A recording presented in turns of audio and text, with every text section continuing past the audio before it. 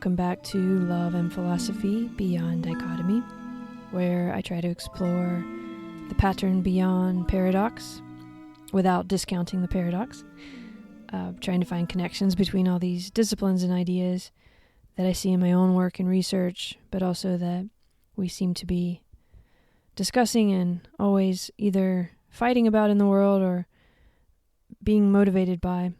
So today is a discussion with Julian Baggini, who is a philosopher and also a best-selling author. So he proves you can be both at once, believe it or not. And you'll see why as you listen to this conversation, because he's very good at presenting difficult ideas in a way that do not feel difficult. For example, we talk about relationality and this atomistic view of the world, which in philosophy and science can just feel like a black hole in a way. You just kind of get stuck in it. But here we discuss it in a way that relates to, for example, the boundaries between life and death and patterns of being, patterns of thought, how we can expand beyond traditional, in our case, Western notions of philosophy, because that's kind of how we developed within that world. But there's so much more to the world than those philosophies. And his book is an exploration of that, and this conversation is an exploration of that. He gives a very beautiful example of what I think of as paradox and the pattern beyond it that holds it without discounting the fact that there are differences. He reminds me that even though we do have very different, unique spatio-temporal paths in the world, that doesn't mean we don't share truth. You can almost think of truth more as the regularities of the landscape that we're seeing all differently and trying to figure out. There's so many interesting subjects here that we get into. Also just in terms of how he writes and career issues for those of you philosophers just starting out. We get into that a bit at the end. But it's just a great conversation. I'm really thankful to Julian for the work he does and the books he writes. And I'm also very glad that you're here today and hope you're having a beautiful day wherever you're making your way out there. Hi, Julian. It's so good to see you. Thank you for coming on the show today. Thank you for inviting me, Andrea. So I want to start with this book. Congratulations, by the way. How the World Thinks. Thank you. It's a bestseller. Is that your third bestseller? No, it's a second actually. I mean, the second. Who's enough? Yeah, but there's a big gap between this and the first, because the first was The Pig That Wants to Be Eaten, which was about 2003 or something. So wow. Yeah. I was just remembering your first book, or at least the first one I read, and How We Met, which was a really long time ago, and it was also had thinks in the title, right? It had like an apple on the cover. How to Think Like a Philosopher? Or? No, that's the most. No, that's the recent one. What philosophers think? Yeah, what philosophers think? Yeah, exactly. Yeah, the other one I have back here, which is the newest one, which might become a bestseller too. You never know. Well, we live in hope. So I just want to start with, maybe it's a little bit of an annoying question. I'm sorry if it is, but you can tell me. But when we talk about how the world thinks, we're talking about the human world, right? Yes. Yeah. Yes, we are. Yeah. No, it's not an annoying question. It's something that I guess people assume to be the case. They don't even ask the question. Well, these days, sometimes, there's all these ideas about plant cognition, animal cognition, and a lot of our neuroscience classes these days, those are entire classes. So that's kind of why I wondered if you'd even considered that or just crack at that. Well, I mean, it's interesting. I mean, you sort of the title. I hadn't really thought how the title could be interpreted in a different way to mean, how Gaia thinks, I guess. No, I wanted to do a book on global philosophy, and global philosophy is a human artifact. So I wasn't even on my agenda to think about plants or how other animals think. Well, that makes sense because philosophy is a human endeavor. Yeah. But so what made you want to do this? I mean, this is quite a big adventure you went on. It sounds like you're not really in the book, but you are in the book, kind of in the background. We can tell that, and you say it at the beginning a bit, that you did travel. So I wonder where this idea came for this book. Well, I think sometimes I've come to the conclusion perhaps that sometimes the most interesting books are not the ones where the author is setting out all that they know. It's rather where the author is trying to find out something and shares that voyage of discovery, shall we say, with the reader. because, I've been writing about philosophy. I've been doing philosophy really all my adult life. But when you do philosophy and you've been educated in a British university, you are doing Western philosophy, full stop. And non-Western philosophy is not necessarily explicitly disparaged, but it's seen as something else. It's different. It's just whatever it is, it's not what we do. I think there is often also a belief that it is not really philosophy, right? And it's more, I don't know, cultural thought, religious thought, whatever it might be. And, over the years, of course, I've been aware of non-Western philosophy, and I do talks, and sometimes people ask me why I don't know more about it. And I think my comfort with knowing so little about it was decreasing. And I thought that I was persuaded that I really ought to know more. And I mean, actually, I can think of some particular prompts. Perhaps the prompt which was perhaps the straw that broke the camel's back. Perhaps, I don't know. I'm not sure about the chronology of this. There's an article written by Brian Van Norden and his colleague. I apologize to the colleagues. I'm terrible at remembering names. I'll try to find it. Yeah. And it was really sort of saying, they'd been trying for years to get people to teach more non-Western philosophy. And they went through all the reasons why people said they didn't, etc. And they said, okay, look, we give up, but at least from now on, have the honesty, call yourself the Department of Western Philosophy. At least do that, just be clear about it. But their explanation of why, the unconvincing replies people gave as to why they shouldn't bother, they did seem unconvincing. So I thought, listen, I need to find out more. And actually, you then look around and you see that there really was not a book, not a single book, I think, which was aimed at the general reader, which was trying to be global, had sort of depth, but wasn't, which was accessible.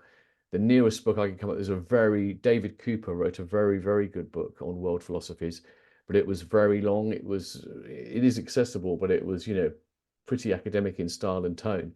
So it's like this book is needed and I need to read it. So in order to read it, I have to write it. So that's the long answer to your question. Yeah.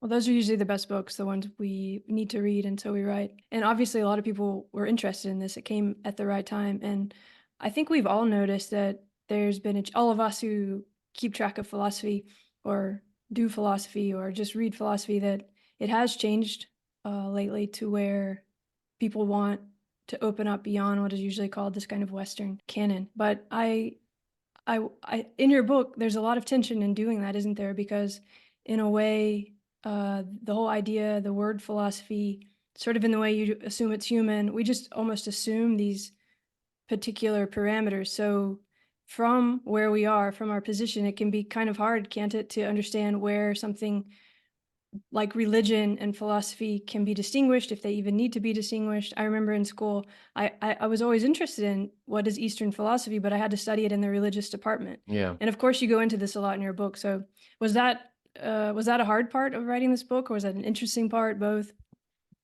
Yeah, well, no, it was an interesting part. I think it's difficult. I mean, what's very interesting about philosophy. One of the many interesting things about philosophy is that there isn't a straightforward answer to what it is. So, if you ask a philosopher what is philosophy, and you'll get very different answers, and often you'll get a bit of fumbling around and not really doing much. I remember there's one, I can't remember one of the 20th century sort of British philosophers who, when asked the question, what is philosophy about, he simply gestured to his bookshelves. It says, it is what all these are about, which was not a very helpful definition. So I think it's pretty clear that lots of things, particularly human endeavors and artifacts, that they don't have some essence which is pure and untainted. So we may overuse Wittgenstein's idea of this family resemblance concept. In other words, we use the same word for something because it has sufficient things in common for it to make sense. And I think that when you look at philosophy, well, the thing is, if you look at philosophy within the Western tradition over over 2,000 years, there's a lot of variety within it too. So it's not like you can say anything clear about philosophy which will make it clear that it makes it very different to non-Western philosophy. So, for example, the big one is people say, oh, well, the thing about philosophy is that it's not religious, it's independent from religion. But that's just historically inaccurate, right? I mean, people will study Augustine and that's sort of like explicitly religious. Descartes was explicitly religious. Kierkegaard was explicitly religious. So the idea that there is this sharp dividing line doesn't make sense either. So I think, you have to kind of nevertheless make decisions about what you include and you don't include. Well, I think if I'm asked what philosophy is, the answer I used to give for a long time was that it's a combination of a set of questions and ways of answering them. So the kind of questions it deals with are the kind of questions which are not straightforwardly answerable simply by accumulation of more facts, right? So how far is the Earth from the moon? Go measure it. Now, we didn't know how to measure it for a long time, but it's an empirical question. We know that. What is good? What is justice? Well, you can't just go out and measure that. You could do an anthropological or historical survey about what people have taken justice to be, but that's not doing philosophy as such. So we have all these questions which are, if you like, left over by the special sciences or particularly empirical disciplines. But then the way you answer them, I think, is important. It is important that philosophy is defined by its commitment to reason. Now, there's a big story about that. But all that means is that, if you answer those questions by appeal simply to religious authority or perhaps some insight you claim to have had through some spiritual experience or something, or just by what your tradition says, you're not doing philosophy. Now, of course, what makes reason is itself another concept which is contested. I wrote a whole book about that too, which is called The Edge of Reason. But I think that the key thing about reason is that it has a certain kind of openness and intersubjectivity, if you like, that if I offer a reason for something, it is something which you have the capacity yourself to understand and to assess and to test and so forth. That's what makes it rational. If I give you a reason which is somehow it's not possible for you to either understand it or test it or interrogate it, then I'm not really giving you a reason in that strong sense of rationality. And if you understand that, then it seems very clear that in all the major non-Western traditions, there is something which is called philosophy. They will have different views about exactly what is within the domain of reason. They will have different views about the way faith and so forth fits into it, but that's okay because it's within a framework where that is itself justified by reason. Okay. So, for example, in what we now call Indian philosophy, to describe the philosophy of that part of the world, there is a certain status given to what might be called insight, and what even called revelation. But the point is that that's within a framework whereby that kind of understanding has a rational justification. So you can reject the justification, and there are some schools of Indian philosophy which did and claimed that wasn't a valid source of knowledge. But it's not just you're not just told to accept it as a valid source of knowledge and then get on with it. You're given arguments why it's a valid source of knowledge. And of course, in Western philosophy, again, we have examples of things like that, whereby people will claim that, for example, the apprehending what is good is something that we can't give further reasons for. We have to just do it directly, and they'll have reasons for that. So there are plenty of examples in Western philosophy where it's claimed that for particular kinds of knowing, you can't rely on a rational argument, but there is a rational argument why you have to use that way of knowing. I'm afraid I'm this giving a gets very to a lot long, of convoluted answers. Yeah. No, but that's part of why doing philosophy is important in a way, and also what I like about this book and what I want to get into, or both the books actually, the newest one too. But I think it might be in the newest one, How to Think Like a Philosopher, where you talk about philosophy almost as like a practice, or critical thinking itself as being something, as being a practice. Or I've always thought of critical thinking as being, I wish we all had to learn how to do it because it's hard, as you say also in your books. It takes work, it's challenging, but there's something about the practice of it that, I mean, you point this out in your latest book, that, it really helps like your quality of life, but also just connecting and all these other bigger themes that you talk about. And you also talk about philosophy as being something, philosophers are distinguished by not having a safety net or something, I think too. It's kind of this place where we can try out things, investigate, and try to develop some sort of rigor, I guess. But as I hear you talking, and just to come back to this book about how the world thinks, you start at the beginning saying there's something that all these, because you talk about really the world, That's very new about this book, looking at philosophies of the world, which is very hard, but you somehow do it. But you start at the beginning saying there's this kind of through line where everything is one, ends up being a kind of message that we get in Greek and Indian and Chinese in various philosophies. But that, as we get into the book, we realize it's really quite complicated, right?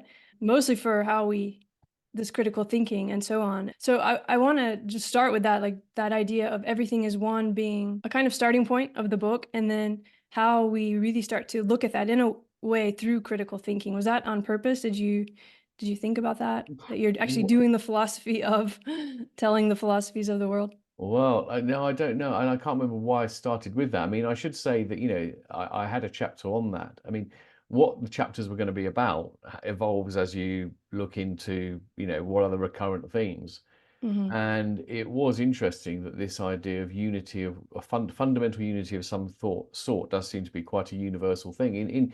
Also, I think the one reason I went for that was that's a very common theme in non-Western philosophies, not so much in Western philosophy, because I wanted to, one thing that I really wanted to avoid was an implicit kind of what should I say, privileging or primacy of Western philosophy. Now, I think I acknowledged that to a certain extent it was going to have a privileged position because it was my background. Yeah, you do say that. But You make it but I clear. didn't, yeah, but I didn't want it to sort of be more so than that. I didn't want Western philosophy always to be the reference point.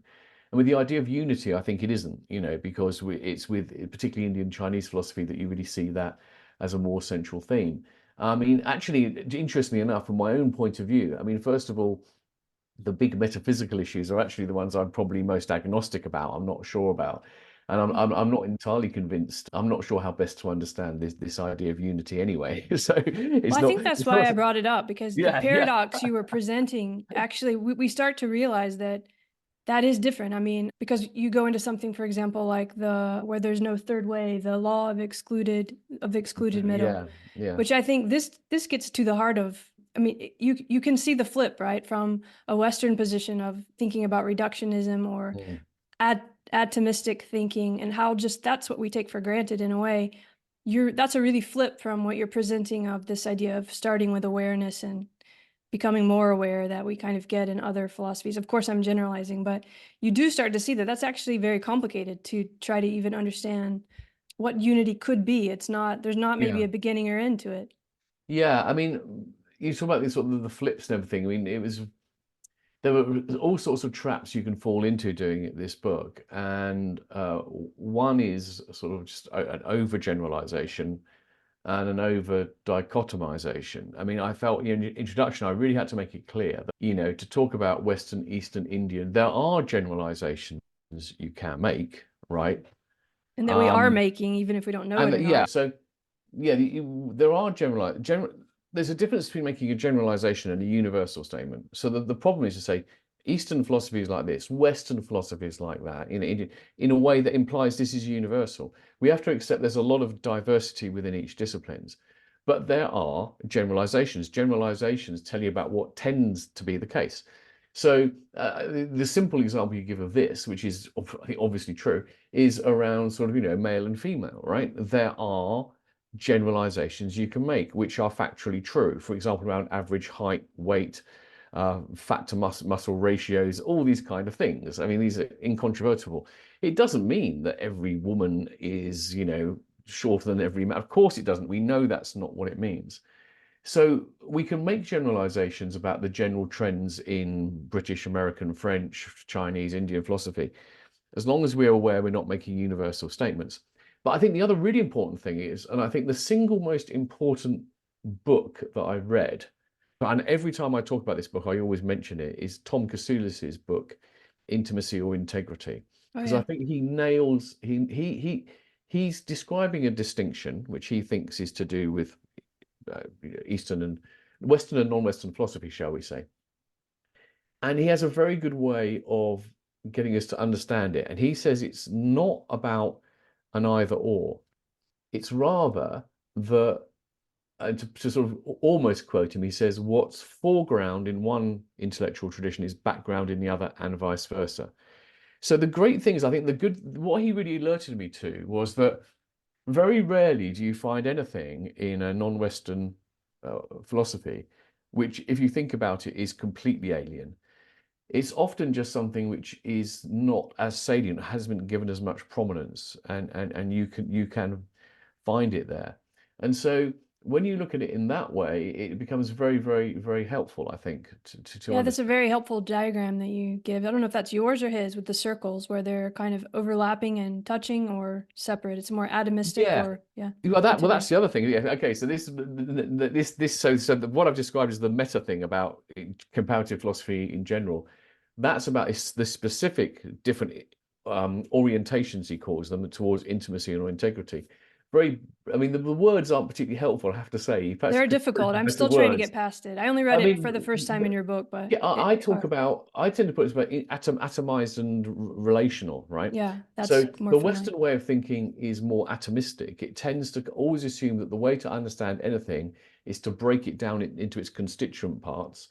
And those constituent parts are the most fundamental level of explanation, and everything else is kind of built up from the bottom from them. So, atomistic, because that's the kind of paradigm of natural science, which has actually served us very, very well.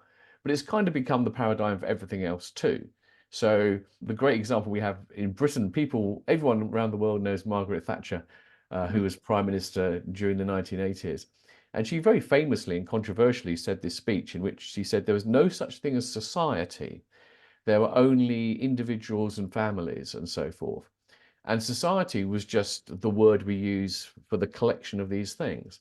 And it was interesting because people saw it as a bit of an attack on, well, yeah, an attack on social cohesion and everything. But the general principle, I think, was one which does resonate with people. That's kind of what people think. Society is nothing more than the individuals. Whereas the relational way of looking at things says that that's kind of a mistake because, well, not always, sorry, I shouldn't say it's a mistake. The relational way of looking at things is that to understand what anything is as an individual thing, you have to think about how it relates to other things. So, what's primary? So, if you take you, Andrea, right? I mean, to understand what you are, we don't sort of like first start by isolating you from your history and your environment and your relations and then think about how you might relate to those things. You are who you are. We can only understand who you are by understanding that you're a person who grew up in a particular culture at a particular time with particular parents or guardians, siblings, maybe in a certain community, that you've done certain things in your life. You've been members of communities of learning, of work, and so forth, neighborhoods. You are, in a sense, the totality of your relations, and that's how we best understand you. So the diagram you're talking about there is when if you have two, he has two overlapping circles. And in the Western way of thinking, if you have two overlapping circles and you pull them apart, you have two entire circles. You just pulled them apart. Mhm. If you remove one circle on this relational view, it's like there's a little crescent left where it Mhm. overlaps. It's like the missing piece A from missing Shelter piece, yeah. or whatever. And Yeah, and what I think is Palestine. interesting about that is one of the things I find interesting about that is that actually kind of fits a lot of our around people, that fits our experience, because when people lose someone who's very close to them, they say it's like I lost a part of myself. Mhm. And I think the point is that we take that to be a kind of a very powerful metaphor. And I think the Casulis way of putting it suggests, well, it's a bit more than metaphor, really. There is something kind of literally true of that because you are, to a large part, constituted by your relations. And so if those strongest relations are sundered, a part of you is quite literally taken away. So I think that's true. I Yes, should I think apologize for that's overusing the definitely word interesting, by the way. I use the word interesting all the time. that's very interesting. Mm. No, this is really true, and it can go the other way around too. That you can never like once someone has become a part of your life, be that even if it's someone like Leibniz or Spinoza, or but especially when it's a person like your father, your mother, your lover, they're also always part of you too. So there's this kind of Mm. way in which when they're gone, something is gone, but also that they've changed you and they're with you. So I guess why Yeah. I'm saying that is there's a way in which like we could think of those are kind of 2D things on a page in the book, of course, because it's on the page, but it's probably very much complex and more multidimensional, and there's many, many, many pieces there. And in the book, I feel like in the same way you kind of started this discussion, you're sort of demonstrating what can't be said with words, which is another theme, language, which is that actually both of these are true in a way, in a kind of situatedness that you've also described via place, but it could also be a situatedness in landscapes of thought. And because Yeah. as you described it, also in my life, I've read certain books, I've been taught certain things about religion, I've heard certain conversations, and all that goes into Mm. my path or my blockchain or Yeah. whatever we want to call it these days, that that does what you were also describing. So Yeah. is that true? Am I reading you right, that you're kind of trying to hold this, open the space, multi-dimensionalize the space a little bit? It's a nice way of putting it, right? And I think one thing you said there is worth stressing that Kasuda says you don't have to choose between these two orientations. They're orientations that we take up at different times. The question is really sometimes which is the most appropriate one to take on a particular occasion, right? Right. Uh, but I think what you said, yes, I mean, I'm not sure. I just agree with what you said, but what you said about these things becoming part of you, I think that is so true, you know. And I think again we see that most clearly with the people we are most close to. And it's a very common thing for people who are bereaved when they have lost someone close to them. That a lot of people report that they continue to talk to them, right? And they hear their replies. Now, some people interpret that in a literal way. They think they are existing in another world and they're communicating with them. But other people can have exactly the same experience, but they understand what's going on as they have internalized so much that they can, as it were, continue to kind of, you know, in software analogy, as it were, their software is used to run in their brain, in their body, but by spending a long time together, it starts to run a bit in yours too. And that, I mean, that's kind of a cold way of putting something which is actually much more emotionally powerful. No, I think it makes But sense, even if you think about language and how you learn certain patterns. What's the example you give in a different context, but I think it's of Aboriginal philosopher, maybe talking about patterning is the kind of main theme. There's something about this patterning action that literally becomes part of you, and you're kind of playing those scripts, so to say, when you're talking to someone. Like my grandmother, for example, I can kind of remember I can think of what she might say in a situation yeah, coming out of that path that was my grandmother. Yeah, yeah, still. that's right, that's right. And so in a way, you know, this is the sense in which I think, you know, we live on after if we live on for at least for a short while after we die. There's no literal sense at all. Yeah, Pattern thinking. This is, you talk about it somewhere, and it yeah, has to do with the placeness and the situatedness of it, which is a theme I do want to bring up here, because you literally traveled to these places, and I wonder how important it was for you to travel in body geographically, not only in text or not only in conversation. Maybe you had a lot of conversations with a lot of people who yeah, are, really schooled in this. You're not just trying to come up with these ideas yourself. So how yeah, important was the place for you? And because it ends up being where we come to in the book in a way, and it's a theme that resonates there a lot. And I think it also has to do with what we're talking about here, about this: when do you choose the right practice or the right angle, the atomistic or the integrated, when you're yeah. has to do with what you're orienting towards. Well, okay, so yeah, I mean, it's worth stressing what you say. I mean, I kind of approach this as someone who I didn't set out to become an expert in global philosophy. I set out to speak to experts in the various things and bring it together. Mhm. So that's right. I'm not sort of like trying to overreach. The travel aspect was interesting. How important was it? Because I think I think it helped in two ways. It probably wasn't strictly necessary, and I actually have to say that I've become a little bit sort of fed up with it's become a bit of a cliche now for serious nonfiction books to focus on the journey of the author as though that were the most important thing when it really isn't. You know, and sometimes it's all it does is simply reveal how, I don't know, how little the author knew in the first place. There was a book, the Seaspiracy book, I think, a film, sorry, it's a documentary about, you know, serious issues about what's going on in the seas. But it was told through the perspective of this really naive young guy who set out to make a film.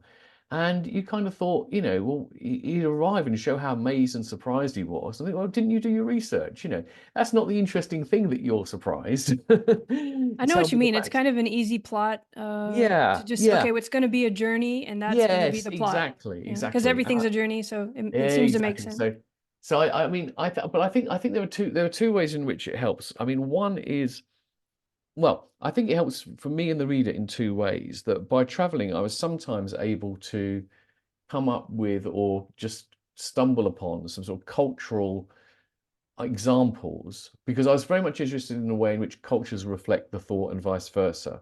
So this wasn't just like a history of philosophical ideas that you would only of interest if you were interested in philosophy. If you understand a bit about Chinese philosophy, you understand a bit about China.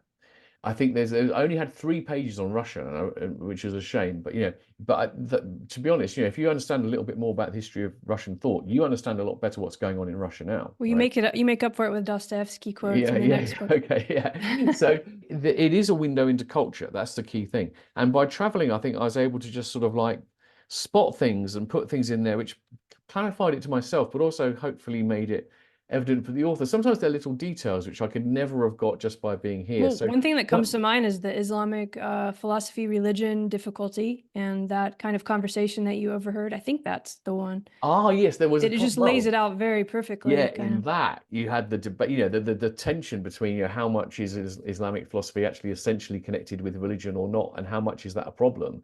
There was almost literally a kind of as close as you get to a proper fight at an academic conference, Yeah, because two experts who from disagree. that situation and context, not from a Yeah, Western one. So it's very that's right. helpful. But I mean, I think one of the favorite examples is such a little one was when I was in Japan. I was only in Japan very, very briefly, but there was this wonderful sign I described whereby it has a picture of somebody with headphones on and there's nothing around them, and someone else with headphones on and there's noise coming out. And it says that it's something like, and I had it translated into English. It said something like, music emanating from earphones is just noise, or something like that, right? Yeah, Now, it's what I very love, gentle way of yeah, calling what I love about attention to this this was, loud now, I mean, headphone thing. yeah, now it has been pointed out to me that it's not that in Japan you don't get signs saying don't walk on the grass, don't do this. It's not that they don't do that, but the very fact that they could have a sign which didn't give any instruction at all, it simply reminded people that noise from headphones is an irritant. And that would be enough to stop people doing it. And you do notice on public transport in Japan that people are very, very, very, very, very courteous about other people's space. You don't get any of the issues you get on the New York subway and all that kind of thing. Everyone is given space. Everyone is very respectful, and I think that tells you something about that importance of the social. It still has that primacy. Whereas if you go to something like Britain or the UK, we have become so now fixated on our individual rights that there is an erosion of that public space. It drives me crazy. Public parks, for example, in a public park, people think they'll sit down and they'll play their music really loudly. And they think that, why can't I'm having a good time? If it bothers you, that's your problem. Hmm. People don't think other people don't want to hear my music. Yeah. And on the subway where people, the music comes on the headphones or people. Anyway, I don't know if I'm you turning have into it a here. grumpy Actually, old man now. I live in Utrecht now, but I was in Berlin for a really long time, and people had started just playing their kind of music without headphones as they go Yeah. down the street. I don't know if that's happening in Bristol, but Yeah, it can happen a bit, and sometimes you do see people on the train, watching a film on their laptop, yeah. not with headphones, and you're thinking, "What's wrong with you?" Yeah, I think that's what that sign in the book that when you described the sign of the Yeah, Japanese subway told me was back to that idea of space and place and how we think of even the individual as something. You kind of learn that through media that in in my culture, from my path, this Western more, that you're supposed to kind of own your space, right? mm, And there's something about that you're almost showing that you have confidence in that you are an individual, which is very different from that sign and the way yes, that sign is interpreted. And that whole section is really interesting yeah, there too. And that kind of goes back to that Thatcher example that you gave too, and that was, around the time when I was going to be born and come through. And there is that way where we're supposed to be individuals, and that's what it's about. And you contribute as an individual. And of course, as you point out in your books, I'm not sure which one, because I read both of these closely, maybe both. That's kind of one of the problems that we're facing now. I think at some point you say that a lot of this, what we've seen politically, that's just been difficult and challenging in terms of not being able to communicate, or the populism ends up being a problem with belonging. How is that connected, do you think? You Yeah. look at a lot of that in the book, Well, belonging and individualism. okay, yeah. I mean, I think it goes back to the point that these things aren't either ors, and I think that the problem is when you get the balance kind of wrong. And my concern is not that, I mean, I am a product of Western culture, and I think are therefore inevitably going to value certain aspects of its individualism. And I would find it very, very difficult. I wouldn't find it desirable to live in cultures where there was a lot less of it, where had much more pressure to conform. So it's not about, but I think that it's reached the stage where it gets out of balance and it creates a kind of backlash. So in if you think in Europe now and also in North America, the sort of nativist populist nationalism. I mean, this is what happens when people are feeling like the world has been taken over by these rootless cosmopolitan liberal elites who don't place any value on community, tradition, and value. Then it gets asserted even more strongly and in ways which are not sort of healthy. So I think a lot of the populist stuff is a reaction against the kind of fragmentation of society that an excessive individualism has created. Now, of course, the point is a lot of these people who support these parties, of course, there are certain things around their own individualism which they really value. In America, I think you probably see this really strongly because, on the one hand, you have the Make America Great Again nationalism, chuck out this, that, and the other. But in America, you also get a very strong, we don't want the state involved, the individual should be free, etc., etc. Mm-hmm. So this is sort of like intention both to assert the supreme sovereignty of the individual over their own lives, but also somehow to assert the importance of nation and community and state. And it becomes rather a mess where people don't really realize what the compromises and the balances need to be. Yes, and I think to try to get into this messy nuance, a lot of that is that we do still have this either or mindset. Not that we hold both of them and think that at some point this might be right or this might be right, and there's not only two, there's always multiple dimensions. We don't think like that. It's very hard. So it's usually either or. So in fact, Mm. as you just described it, most people are most things just in extreme in one situation or another. And so it's not that just like one party is individualistic and the other one is not. But we tend to try to put it like that. And then we end up Yeah. sort of fighting about those things.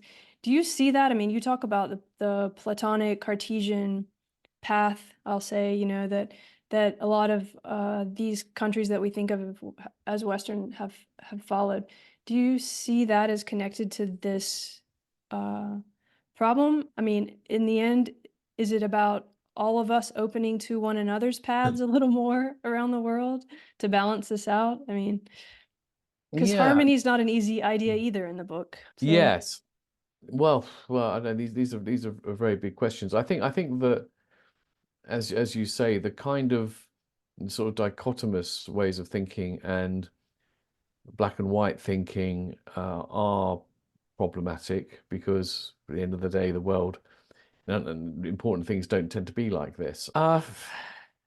Yeah, they've been very helpful too, as you show. So it's even on yeah, this issue, it's kind of, you can't sure. say one or the other. Well, sure. I mean, we wouldn't have computer programming without Zeros binary. and ones. Yeah. Binary logic sits behind computer programming. Reductionism is behind most of the great successes in science.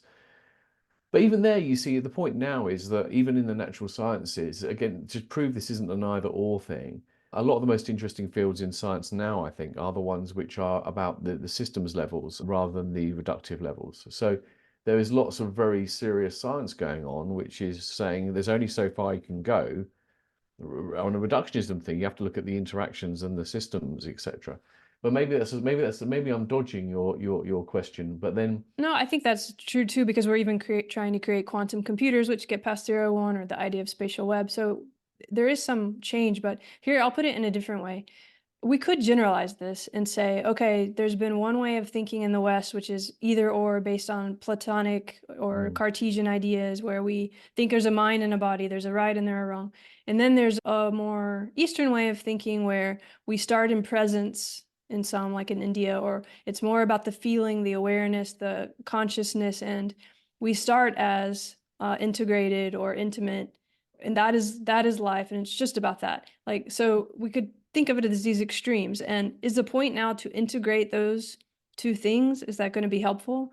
Or Yeah, yeah. well, as I say, I think it's about integrate. Maybe that's the right word. I'm not sure. As I say, it's about finding the appropriate place for each, and to use. In a sense, they're two sort of ways, modes of understanding, modes of apprehending, and to bring them together. I think that's true, and I think it's kind of possible. I mean, if I do talks on this, a common question would be something like, do you think it'd be possible to create a single global philosophy? Could you, as it were, synthesize all the best elements? Is there perhaps a perennial and singular philosophy behind all of this? And I think the answer to that is kind of no, actually. I think that we have to accept there's a fundamental pluralism about humanity, which means that there's always more than one way to do pretty much anything. There's more than one way to do anything, and more than one way to think about anything. More than one way to order a society, more than one way to live a good life, more than one way, perhaps even to do science. It doesn't mean anything goes. There are certainly bad ways of doing things and wrong ways of doing things, but there will be more than one right way of doing things. So I think it'd be kind of mistaken to think that we should ever expect there to be a single kind of a value system or moral order or political order which will work for everyone. But nonetheless, I think that where we understand commonality, I have this analogy which is the most helpful one I can think of, and I think it does help. It's helpful. So I think of, if let's think about ethics, just stick to ethics as it works best for this. The idea of this mixing desk. So what I'm asking people to imagine is, if you are recording, let's say you're recording keep it simple, a 12-piece band in a music studio. Well, the typical way you do that is that each instrument would have its own channel, and it would go into the mixing desk.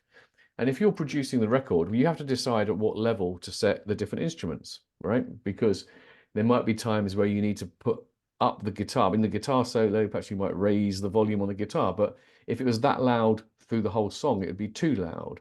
And so you have this kind of balance. So this is what the mixing desk does. You've got 12 elements, and you put them up and down. Now, I kind of think when it comes to most moral values are universal in the sense that you find them all over the world. What's different is the settings, right? And the point is you can't turn them all up to 10. You can't have them all down to 0. They're going to be different settings. So typically, for example, in the West, we have a higher setting for values around things like autonomy and personal freedom. In most places in the West in the past, and in lots of other places, there is a higher setting for kind of community and for relational values, etc. Now, there's no reason why we should expect or suppose or even hope that every culture is going to end up with the same set of settings.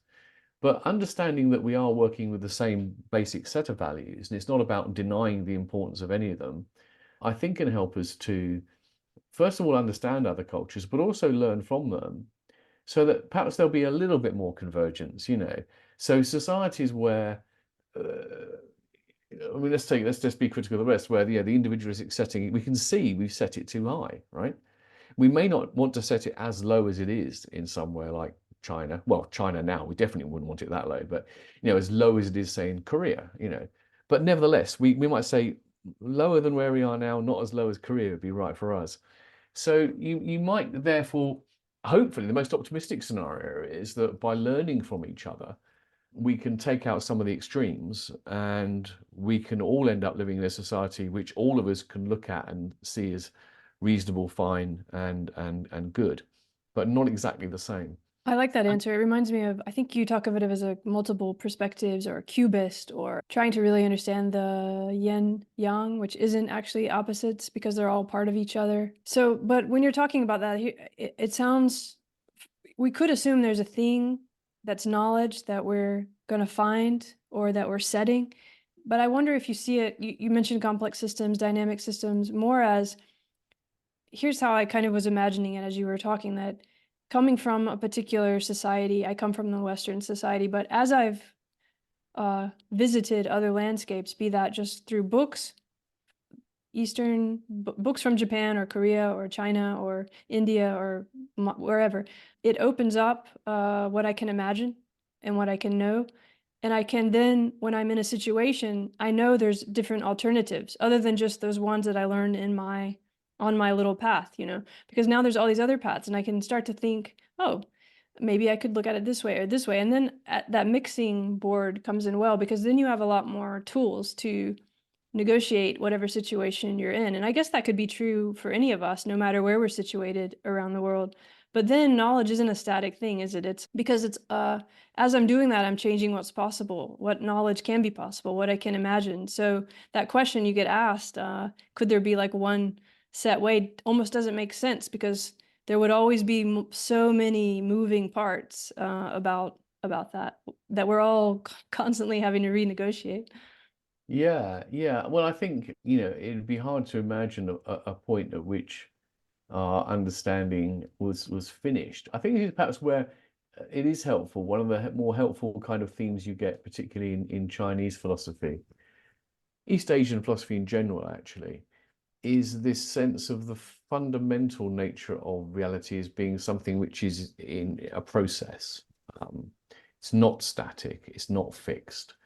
That's a contrast which a lot of people have remarked upon. So again, go back to Plato, there's kind of an idea that ultimate reality has a kind of unchanging permanence to it. And our goal is to sort of recognize what it is and then approximate to it. Whereas, I think in most East Asian thought, things are in process, things are in flow. So there would never be some final state. And I think that we don't have to you can get a grip on this simply by thinking about, okay, let's put it this way.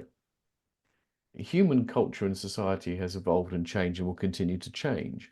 And as long as you accept the basic plausible assumption that as the material and physical and social conditions change, so too might some of the ways in which we have to live and think in it, then you can see that,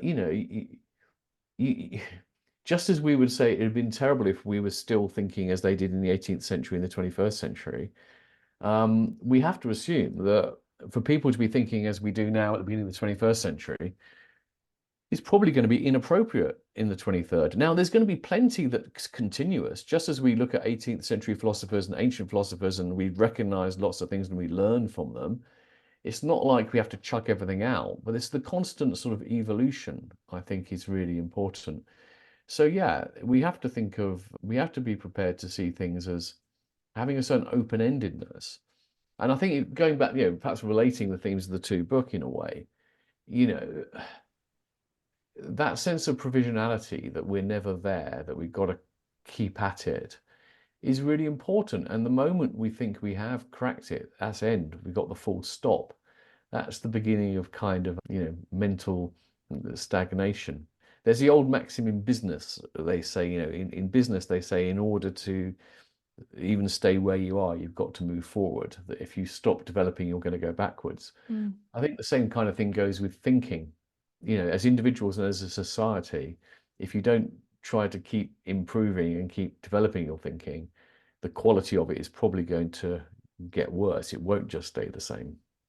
I think you show that very well in the second book, which we won't have much time to talk about now, but maybe another time, How to Think Like a Philosopher. Because I think in there you actually say, if something seems obvious or if it's not going question, that's probably a good reason to start questioning it. I guess what's hard about this is that people want to go back to that idea of belonging or feeling sort of secure and situated. We do want that. And so you quote Rorty a lot, I think, in these books. Richard Rorty, I've gotten a lot from, especially his earlier, or not the really late stuff. But in any case, he talks about truths, like plural, not a truth. But we can also go overboard with that too, where it becomes, I think you talk about pluralism. It doesn't mean that everything is what's the word? It's not relativism. It's not relativism. the same relativism. Pluralism isn't relativism. So there's also, we're constantly having to kind of go to the other side of where we are too, and remember that it's not a linear, easily contained thing, but there are real paths, there are Yeah. real things that can be traced that are truth. Yeah. I mean, again, this is just so true because I think that again, people want things to be either or, and they think you've got to choose between the singular, unshakable truth or whatever's true for you, and a sort of a democracy of all truths. And clearly, neither of those things are tenable. It's got to be something in between. And time and again, I find this. I mean, one of my books is on personal identity. And it's the idea that That's what you wrote there your is. thesis on too, right? And Way that's my back. thesis on, yeah, my PhD thesis. So, it's a very common idea which you find in neuroscience, David Hume, Buddhist thought. There is no singular self. The self is not this indivisible, permanent entity. It's a collection of things. Um, and that opens up certain possibilities. But, I've had people sort of saying I sort of bury my head in my hands, yeah, because I try and stress this isn't the case. That doesn't mean that the notion of the self is completely empty one, that there's literally no sense at all of talking about the individuals. And it certainly doesn't mean that we have absolute freedom to constitute ourselves exactly as we want. The fact that our identities are to a certain degree malleable, changeable, not fixed is liberating in some ways, but we can't just imagine that we can be anything. That's kind of a Yeah, for me, it hubristic gets notion. to what you said earlier about when you were describing the individual. That kind of, it's not the self, but there's a there is a spatio-temporal, literal path that I've had through life, Mm, and that's also through all my knowledge landscapes. mm, And according to that path, I'm going to experience my context in a different way. And no one person has the same path. We can't yeah. spatio-temporally have the same path, no matter how similar everything we experience might be on some level or how far away. So there's a way in which if you can open it up and start to see it like that, you can understand that we're sharing the same space, but we're not experiencing it the same way. Like my parents didn't say the same thing to me or treat me the same as you. I didn't read the Mm, same books as you. I haven't been to the same places as you, so on. mm. And maybe that's kind of in your book or in a lot of, I sort of like to try to think of it like that. And that maybe opens up that space uh, a little bit too, in terms of not choosing either or, but still believing I have a truth and you do too. And how do we communicate about that and in so doing, sort of change what's possible? Yeah. Yes, I think I get you there, and I think I agree. But I think when we say you and I have our different truths, we just got to be a bit careful what we mean by that. Certainly the case that we have our different experiences, our different etc. etc. What it can't mean is simply that whatever you think is true, and I can't contest it, and vice versa. In fact, it's Right. very important. It's the opposite. I mean, I think that the point is that we only one of the things we have underestimated in Western philosophy is that knowledge formation is a largely social enterprise. We have this sort of image of the solitary thinker, the philosopher who works it all out. It's all in your own head. It Mm-hmm. isn't the case. I challenge anyone, to think about, make a list of the things you believe and everything, and ask yourself, would it have been possible to even form those beliefs without other people doing some of your mental work for you, And the answer is no. I mean, sometimes people have found things out and explained them to us. On other cases, we have a very shaky understanding, which is based on taking the word of someone who we have reasons to believe their understanding is a lot better. Every time we go to a doctor, it's kind of like that. So there is this kind of collective, communal dimension to knowledge, which is vital. And so that's why it's really, really important. We don't think that it is wrong to challenge each other's beliefs. We need to be challenged because that's how we get better at what we think, right? I, I, I, I'm going to be right more often if people are prepared to tell me when I'm wrong, right? I'm going to be right a lot less if people just say, "Oh, well, no, you have the right to believe what you believe." So if you say it's going to rain and I know it's not going to, I'm not going to challenge that view. It's crazy. So I think this is weird. It's completely misguided to think that the way in which you show most respect for someone is simply not to challenge what they think. In a way, that's not respecting them because You respect someone's capacity as a reasoner by assuming that they have the capacity to respond to challenge, either by having a good answer to it or by revising their views accordingly. And I think it goes back to the theme actually of, you know, global philosophy. When we talk about sort of intercultural dialogue, I think that it's important to sort of understand what respect really means here. And I think sometimes people think to respect something, you have to be free of all criticism, that it's not your place to criticize. And again, I think that's just wrong. And actually, it's also, people don't genuinely believe it, because a lot of people say that actually will be very, very happy and will actually want to criticize Western thought on the basis of the wisdom of non-Western traditions, right? So they think Westerners should absolutely be listening when to Aboriginal wisdom, to Amazonian wisdom, or whatever it might be. But Westerners must not be critical of other cultures. No, what we should never do is wade in with great confidence, no sensitivity, no desire to understand, and sweep aside and dismiss the views of other cultures. But engaging with them properly means being prepared to say, I'm not sure about that, or that seems wrong, and being willing to have yourself challenged too. You know, that's how we make progress. I'm really glad you said that, because it is really important that we don't. That's part of what we're trying to maybe figure out, is how to, and maybe that's what critical thinking can do, and why we do want to know how to think like a philosopher in a way, because it does teach you that it's okay to be questioned, and it's okay to question, and it's not questioning some kind of essence or something that you have to defend. It has to do with what I hope is changing the idea of self too, to open it up a bit, that we're not just oneself, and we're part of this larger community. As you say, we're not solitary thinkers, even though we do have to take responsibility for our actions and ourselves. But maybe there's some way in which, if people can think like a philosopher or take some philosophy classes, it is a kind of practice, isn't it, to be able to take criticism and give criticism from a position that isn't judgmental or taking it personally, because that is not an easy thing to learn how to do. Yeah, it's interesting. I think we sort of come full circle. So I think early in the conversation, you talked about philosophy as a practice, and I think it kind of is. But I think what's important, and the thing I think try to stress in how to think like a philosopher, is that in a sense it's a kind of it's an ethical practice, or it's a practice with a very strong ethical dimension. People sometimes think that philosophy is primarily about, you know, sharpening up your logical chops, as it were, you know, being rigorous. It's about the formal aspects of good thinking. And those things are all important. But I stress quite a lot in the book the importance of what I sometimes call the virtues of thought, which is you have to bring the right attitudes to your thinking. And the right attitudes are things around things like a sincerity of intent, a genuine desire to understand more or to get to the bottom of it, rather than a desire to vindicate yourself or to be correct. A real determination and effort to, where the facts are important, getting the facts right, and not just simply accepting or what you've been told as though it were fact.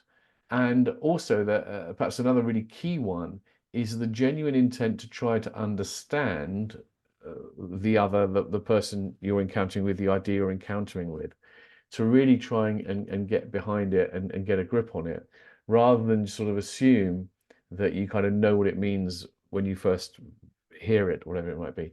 So it's a kind of it's an ethical practice, you know, and I think that's why a lot of not all professional philosophers are good thinkers, and also why, not just in philosophy, why, but there are some very, very smart people who are not very good thinkers, in the sense that they basically use their brain power instrumentally to get them to where they want to be. If you've got a really powerful brain, you can do that. In fact, that's quite scary, because I think one thing we learn from psychology, and I think you have to understand psychology if you want to be a good thinker as well. We Be a know, psychologist. That's one of yeah, the. being a psychologist is one of the big things. Yeah. Psychology tells us how we are very, very prone to self-deception, to self-serving reasoning, to confirmation bias, all these kind of things. So if you have a really clever person who hasn't got the right set of motivations, they are going to almost certainly be able to come up with some very, very powerful and strong and convincing arguments for why they're right, right? Hmm. But they're not going to be right, you know? Yeah, that's a really difficult thing too, is this kind of it is a skill to think critically, and you can practice it and become really good at it to the point where you can bully others, and also you can just sound like you know what's right and there's only this path. So, but I do think part of critical thinking is you start to realize people can do that once Yeah. and then you're on Yeah. the lookout for it a little bit. Yeah, no, I think that's right. I think, well, it's true. You kind of like have to sort of like spot the semblance of great intelligence for what is actually something else, which is often overconfidence and arrogance. I think it's actually, and I think, I'm prone to that. It's not something you can ever Mhm. sort of, a lot of these effects are really strong. Even today, when I meet someone who speaks with extreme confidence and erudition and articulately about something, it's difficult. You find yourself thinking, oh, well, are they right? Are they right? Actually, I had someone, before it was published, I gave a talk about this. And there was someone who, whose family was from Indian descent, who really sort of laid into me almost, telling me that I was talking nonsense a bit. And again, they had confidence, they were articulate, they seemed to know what they were talking about.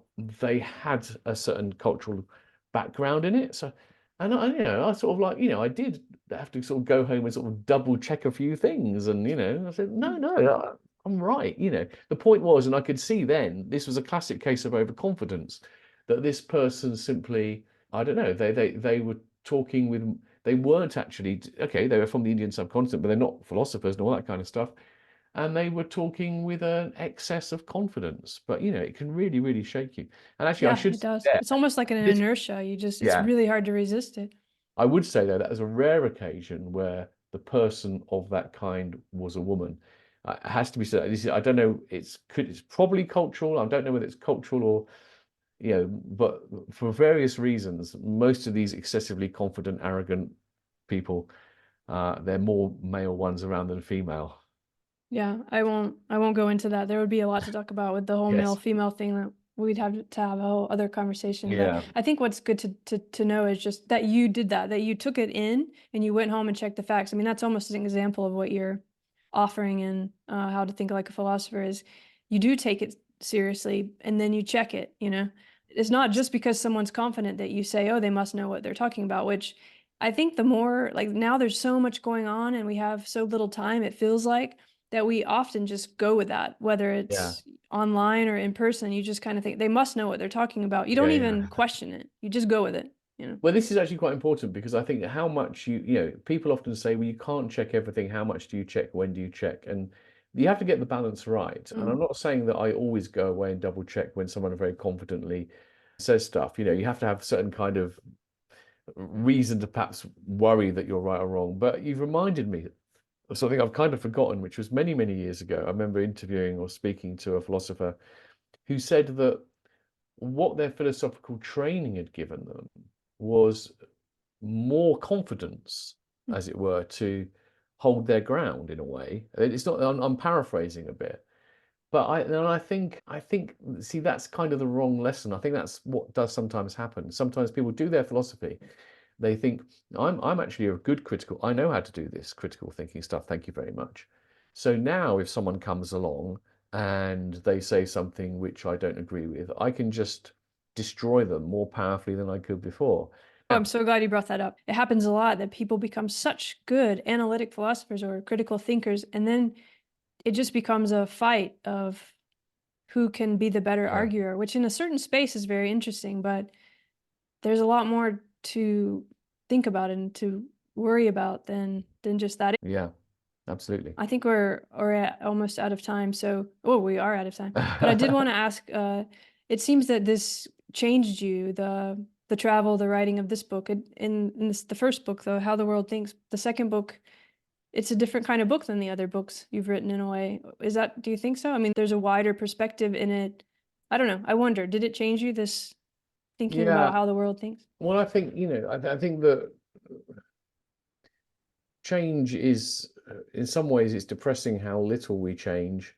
But we do. It tends to happen gradually, but I think that it did change me in various ways, and I think that there's perhaps the single most important thing is the one I alluded to earlier, which is that I think that having kind of become sensitized to the ways in which a lot of typical Western ways of thinking are very compartmentalized and atomized, I've become much more, I think, sensitive to that sort of relational dimension and the importance of that.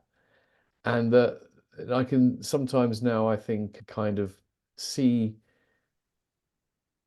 So that's changes the way I think about a lot of things in that way. So I think that's been a really big, big shift.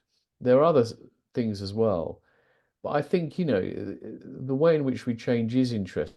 It's naturally generally quite incremental. You can sometimes have an experience in life where something so fundamental changes, such as you lose your faith in God or you gain your faith in God, that a whole load of changes flow from it. But the point about our belief system and worldviews is that they are interconnected wholes. And, if you change one part, it changes another. And that means that in effect, usually it means that it's very rare for lots of things to change completely. It'd be too much would have to be disrupted. But I think it does. And I think in general the way in which we change is fascinating. You read, funnily enough, I don't get to read enough fiction. And I was lucky enough to have an excuse to read a couple of novels recently, very thoughtful, intelligent novels. And you have this kind of effect at the end of it. It's tweaked your worldview a little bit, see the world a little bit different, and it's all incremental. And perhaps it goes back to this idea you were talking about, how it's important to see this thing as like a process. It's a process without end, yeah.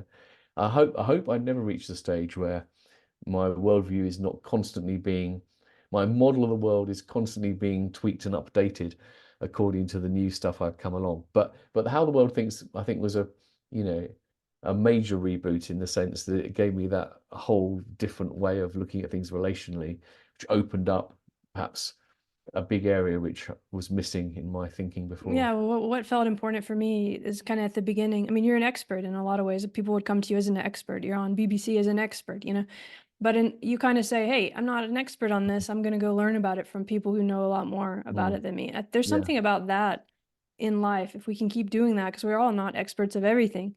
And it can be hard to do that, but to just realize, you say you're a little embarrassed in a way that there's this whole other area of philosophy. Let's go learn about it. Yeah. That for me is a really wonderful gift or offering. Well, thank you. There was other things I wanted to ask you about, but I think you probably need to go. Yeah, not this second, but if you Okay, well, soon. let's just get into this a little bit then, Okay. and then I'll let you go. But this idea of thought, thinking, it's in a lot of your books, thinking, thought, and this is all about how we think and knowing. And I'm not going to ask you about the relation between knowledge and thinking, but are we just our thought, Julian? I mean, in the book, you talk a lot about thought, and then in these other cultures, awareness or something like being, attention, consciousness. Those all get lumped together as almost like the same thing. But I feel like in the book, they're not always the same thing. So I wonder if you have any thoughts about that. Well, if I go back to the personal identity issue, the philosopher that my PhD was writing the footnotes to was Derek Parfit, who's a very well-known philosopher. And, his basic view that personal identity, in other words, you are the person you are as a consequence of the psychological connectedness and continuity over time. Now, psychological connectedness and continuity, it really suggests that you are what's going on in your head primarily. Now, I think there's something really important to that, but I think that if you're a philosophical kind of person, there's a great danger you're going to overestimate the extent to which, your experiences, as it were, are primarily of the intellectual thought. It seems to me very obvious that let's put it this way, I'd put it this way, we are the collection, an ordered collection of experiences, essentially. But the point is, a lot of those experiences are not just intellectual, purely intellectual or purely mental. They're sort of physiological, they're embodied as well. So some of Parfit's critics said he underestimated the extent to which we are importantly embodied. And I think he did and he didn't. He did not talk about that, but it was compatible with his framework. And I think perhaps again, a change after the book is, I'd say, not just embodied, but socially, physically, geographically, ecologically located as well. So I think we are the sum of our experiences, if you like, but those experiences can't just be reduced to little private, purely mental things. They're the whole of our experience, social, bodily, as well as purely private and mental. But I think that is kind of it. I mean, I don't see what else we could be, because on what else could we be on top of that? Some little soul stuff. Well, Well, just that's being, I mean, bodies, I think it's good you brought, that's where I wanted to go. But I think what we think of as thought isn't all of cognition. It's a little tip of the iceberg, in terms of yeah. what we're aware of, this kind of language-based thing. And I guess what I'm saying is there's a kind of, we could think of it as Kant with perception and cognition or something. There's in the same way to how it's been difficult to talk about these either ors and there's no third way, but everything's the third way. There's a kind of way too where we confuse cognition and perception and the body and the brain. Well, yeah. There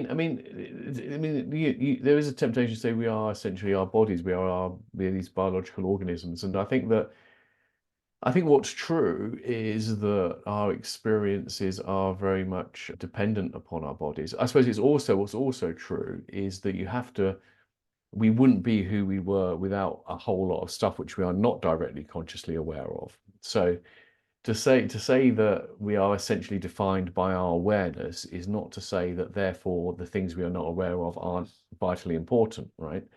So that's where it gets a bit tricky. But I think the reason why at the end of the day you'd want to say that the body isn't the identity thing is the simple kind of thought experiment, which is that, if I have a terrible accident and they're able to replace pretty much all the parts of my body with other parts, and I come out the other end, I'm still me. So I need a body, and my body informs who I am, etc., etc. But what would identify me as who I am has to be centered around what we call the psychological, or let's call it the experiential.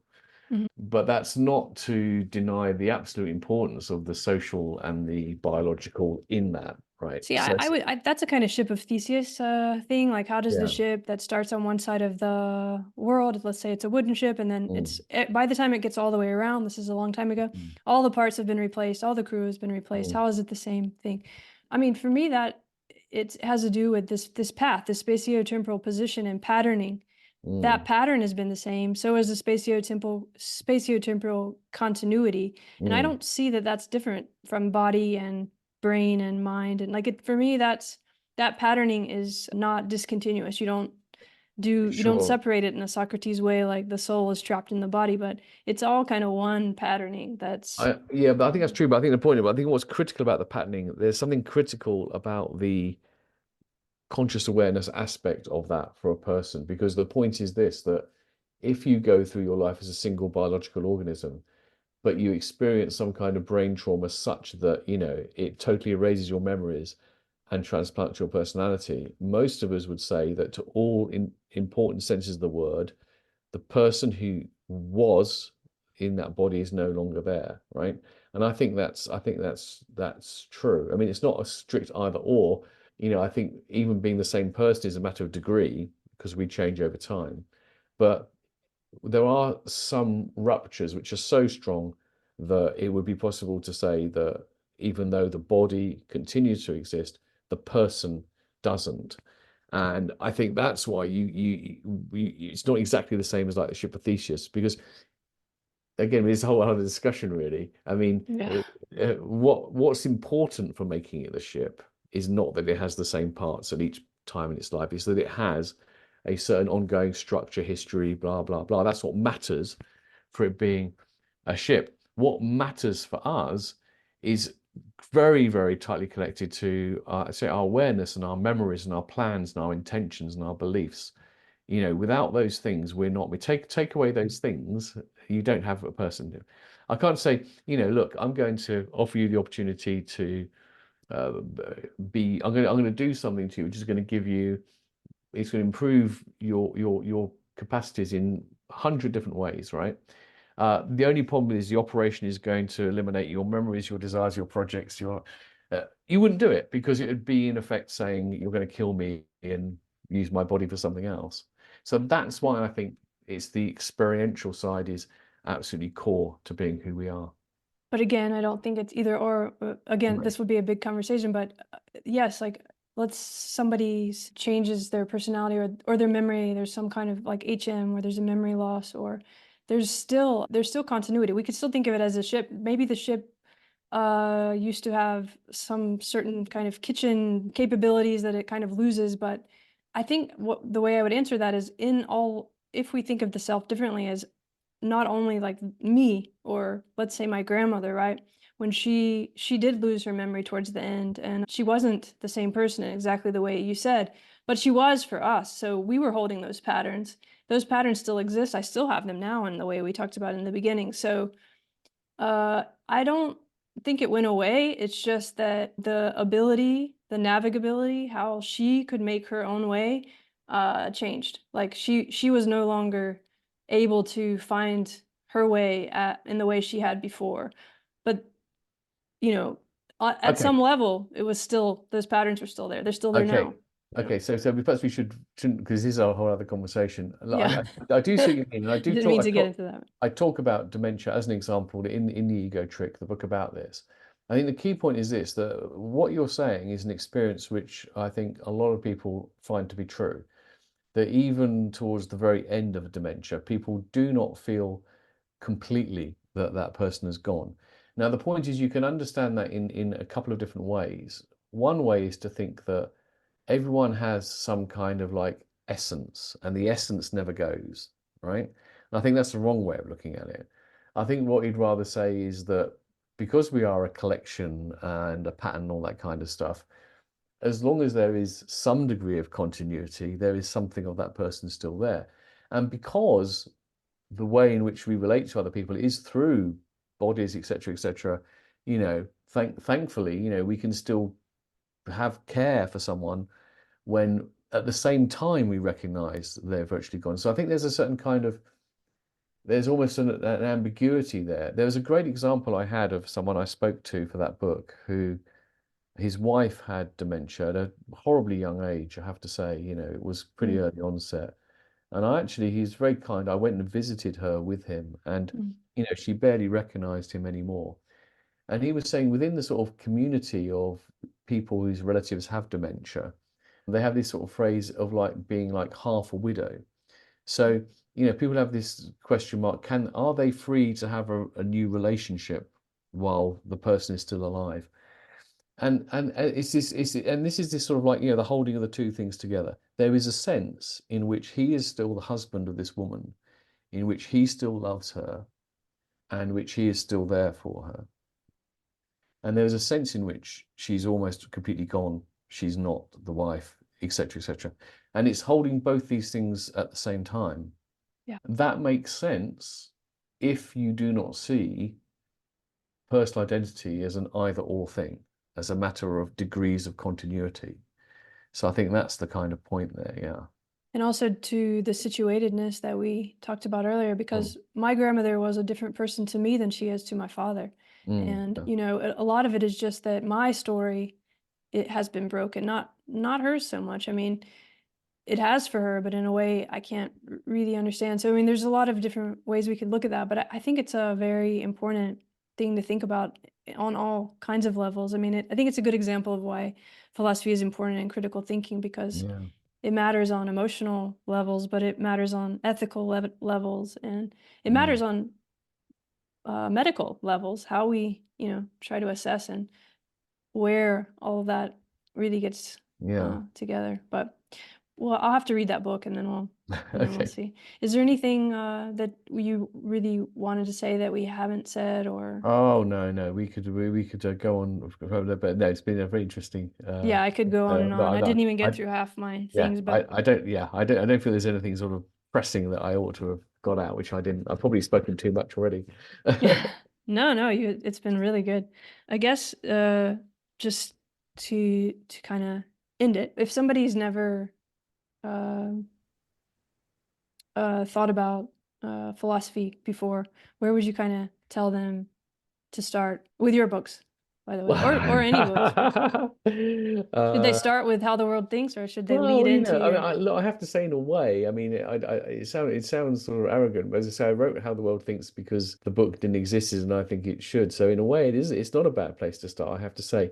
But these days, of course, I would suggest maybe, you don't even have to start with books. The Philosophy Bites podcast series is very, very good. There's a huge archive there, like 15 minutes typically with philosophers, and you get a good range of them.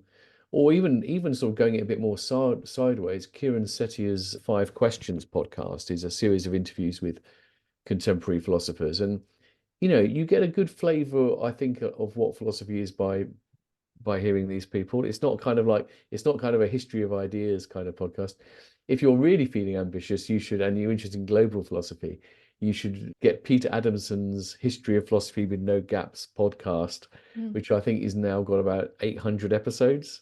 Oh wow, It's extraordinary. I mean, he is. I said when I started the book, there were not many people could really claim to be an expert in global philosophy. There are lots of comparative philosophers who do Eastern and Chinese, Western and whatever.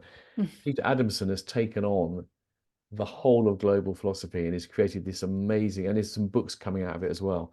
But I mean that it will take you years to catch up. Wow. I mean, I guess there's no end to that. If it's without gaps, he's just got to keep going and going. But Yeah, that's amazing. exactly. Without any gaps, I guess you're right. If he's going to There's keep no way it you pretty can true, stop. exactly, he'll just be filling. It'll be a fractal thing, Once you've got no gaps at that level, you zoom in and you see where the There's gaps more, are. exactly.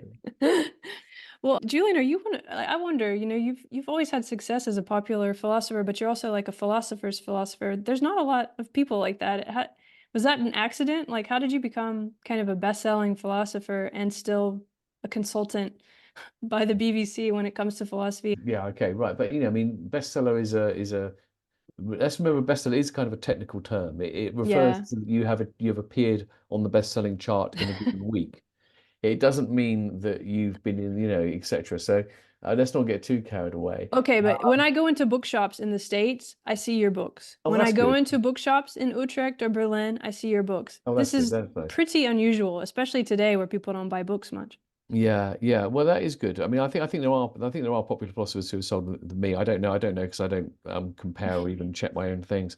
Look, it's just there's no master plan. It When I just finished happened. when I finished my PhD, I wanted to keep doing philosophy. I've always liked writing in a sense, if it wasn't philosophy, I'd be hopefully writing about something else. I was going to And ask you, did Tim Crane in that comment, do you think he set you on the road to becoming a writer when he told you, I can't remember exactly what he told you, oh but yeah, yeah. Oh no, he was telling me that I had to sort of be a much better self-editor, as it were. But I was already interested in, you were. I'd wanted to do that before. So I mean, All right. I think didn't turn me on the path. I think it's just that I have never had a master plan, and I think the things have worked out because I've never had a master plan, and I've also, thankfully, for some reason, never had any great anxiety about how much I should be earning or where I should be, which is not, by the way, sometimes when you say that, I think people think that means you must have some kind of private income or something, which is very, Mm, very far from the truth. I didn't have any family you're a money at secret all. royal somewhere. No, no, no, absolutely not. But I wasn't bothered. I was just, and I really only ever looked more than most about 3 years in advance if you're doing a PhD or something. And yeah, I started the Philosophers magazine with Jeremy Stangram after the PhD, and that gave a bit of a platform which enabled me to write, and it built from there. So it's just been, you know, the old cliche, you put one foot in front of another and then you put another foot there. Yeah, And I've been very lucky, but there's a lot of luck involved, isn't there? There's a lot of there luck is. involved. Yeah. I mean, the pig that wanted to be eaten, we mentioned earlier, did sell very well. And had that not sold very well, I don't know. Might not be able to do what I do because, you're given the opportunity to write books on the basis of how your past ones have done, and to have a successful book and they at that stage in the career gave a little bit of a wind in my sails. Put you in the So right community too to continue yeah, so publishing wise. yeah, so I've stuck at it. I haven't I guess my slacked. real question I wonder is, do you let your interests and passion guide you? Which I guess you kind of answered that you don't really worry about the Well, I money. mean, yeah, but I wouldn't want to, not in a purist sense. You have to be pragmatic. If a publisher doesn't want to publish something, then you can't do it. So I couldn't afford ever to say I'm going to write what I want to write, and if the public wants it, great. If not, not. Because otherwise, I'd have to go and got a job, a cafe or something, because I wouldn't have any money. But I think I've been quite fortunate in that I've been able to. I have never. I can honestly say I haven't written anything that I haven't wanted to write in some way. And the projects which have been a bit more instrumental, they've still been worth doing, but they haven't been. So I've been pleased that I've done them, and I've judged they weren't going to sort of so occupy my time there to distract me. But you have to have a certain patience as well. So, for example, I mentioned the Ego Trick book. That was about personal identity. That's my PhD thesis. And I always wanted to do a book on that. But I was aware that in the early days, the kind of books that I could do had to be more general introductions because I wasn't established in any way. So I had to, as it were, earn the right to be able to do that book. I had to be able to have a track record where I could convince the publisher that I was capable of doing that, and it would be, potentially one that would sell. And in fact, that has actually been one of the most long sellers of all of them. So it's a balancing act. But I think I've been I think I've been quite lucky. Do you And I think work every day on something? Do you plan your next book and do you have a kind of schedule, or are you more you put it all go really heavy in it for 3 months well and then off? yeah, I mean I've normally, I'm at a moment in one of those rare situations where I just finished a book which is coming out in the autumn, and I'm not working on a book at the moment. I'm trying to deliberately take my time before committing to something else. I have various things, ideas. I have various stuff where I've got material written, sort of early draft and things, but I'm trying to sort of take my time a bit and think about what to do next. But there's always something to do because apart from books, there's always articles, reviews, things like this. So there's always something on the go. When I've got a book and I've got a contract to deliver a book, then you have the challenges to make sure the other things don't crowd out the time. Yeah. So So in you're those always times, prepped. I try to be a bit more disciplined there. I think what I typically try to do is I try to say the mornings for the book, you know, Yeah, whatever else is happening, try and make the morning for the book. Yeah. that's good. Well, thanks for writing this book. I've read not all of your books, but quite a lot of them. And this one I think really gives something that we really needed. They all do, but I guess because I just read it, maybe I feel even closer to it. But I think it's like you said, it's a book you needed to read, so you wrote it, and I think a lot of people probably want to read it. So thanks, and No, thanks for thank you. talking to Thank me. you very much. It's been great. Cheers. Okay.